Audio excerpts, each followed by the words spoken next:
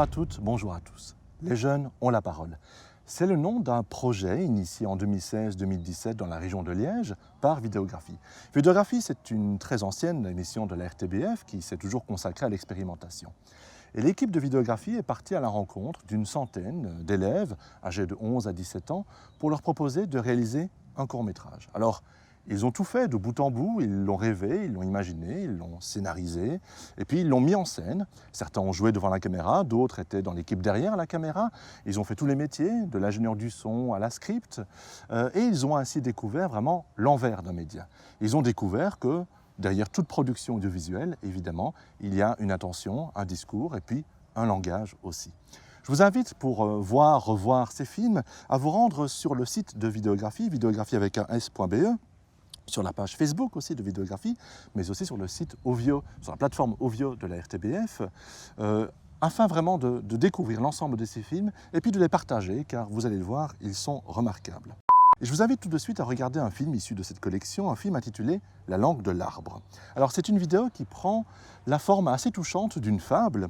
Dans la classe de 6e primaire de Saint-Ambroise, il y a une dizaine de langues maternelles différentes.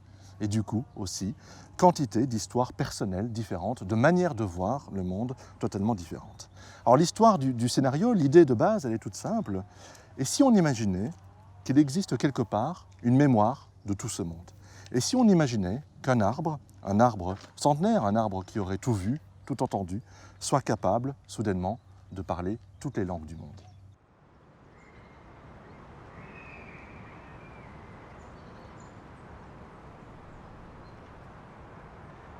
Laissez-moi vous raconter une histoire.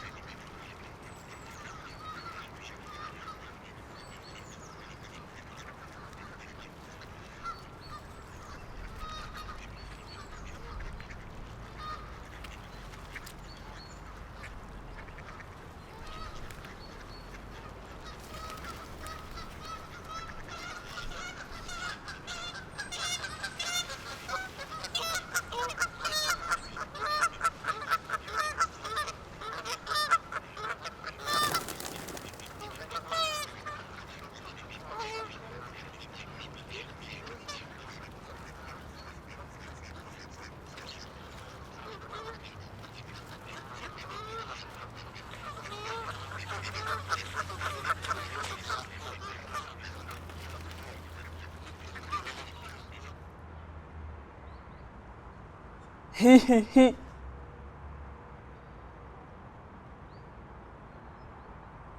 Hi hi hi, tu me chatouilles.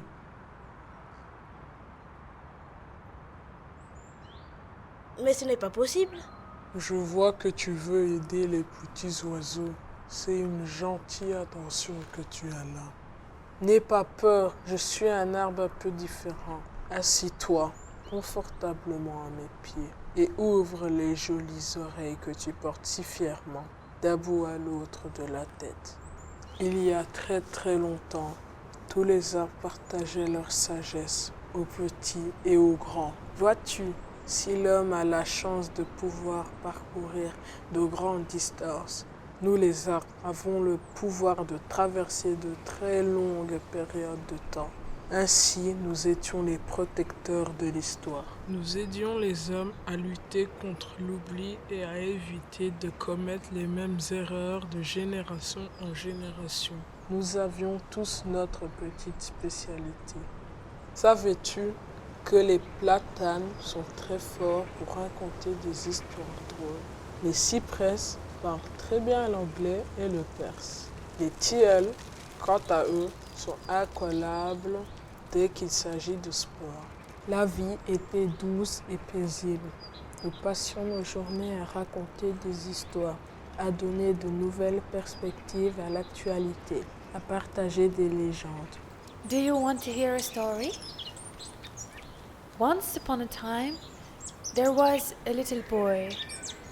This boy wasn't just any boy, no. He was a gifted boy, a special boy, a very lucky boy. Nous avons toujours du mal à admettre ce que nous N'arrivons pas à comprendre où ce qui dépasse tout simplement le niveau de nos connaissances scientifiques actuelles. Laisse tomber avec ces textes. Non, la maman de Colombe est d'accord pour te prendre chez elle pendant les vacances de printemps. La lune est voilée d'une brume. Robicep pense à sa mère. Elle n'était pas commode, elle non plus. Pourtant, il faisait tout ce qu'il fallait pour lui plaire. Obemiao atio mimbunata mekengwe punampo. Cercava di appuntire le sue unghie, come vedeva farlo sua madre nei momenti critici, ma non trovava questo molto bello da fare. Mais un jour, un jeune garçon qui aimait jouer à la guerre se mit en tête que nous, les arbres, n'apportions que de l'ennui. Il avait soif d'action.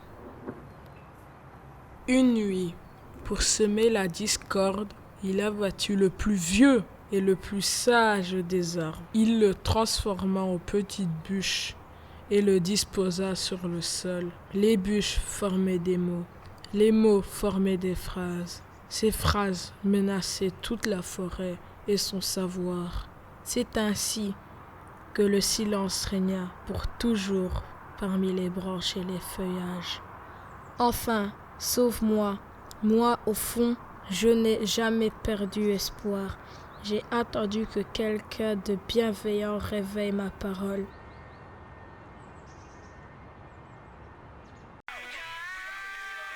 Tu te rends compte? Il faut qu'on contacte les journalistes, les écologistes et les professeurs. Tout ça pourrait changer le monde. T'as perdu la tête, mon pauvre frère. Les arbres, ça parle pas et ça sert à rien. Faut juste ramasser leurs feuilles mortes. Il faut me croire, y avoir de tes propres yeux.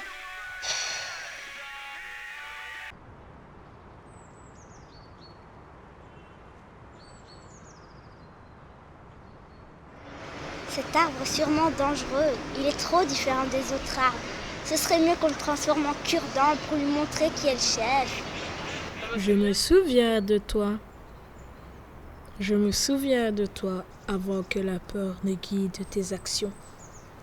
Tu avais 4 ans et ta maman vivait encore avec toi. Vous pique-niquez ici. Tu rigolais tellement que tu as renversé la bouteille de grenadine sur tes sandales. Te souviens-tu de l'odeur de la grenadine? Est-ce que tu te rappelles de ta leçon, Laura? De quel côté est-ce que l'arbre tombe? Non, l'arbre tombe toujours du côté où il penche. Fais toujours attention du côté où tu penches. Je me suis trompée, n'est-ce pas?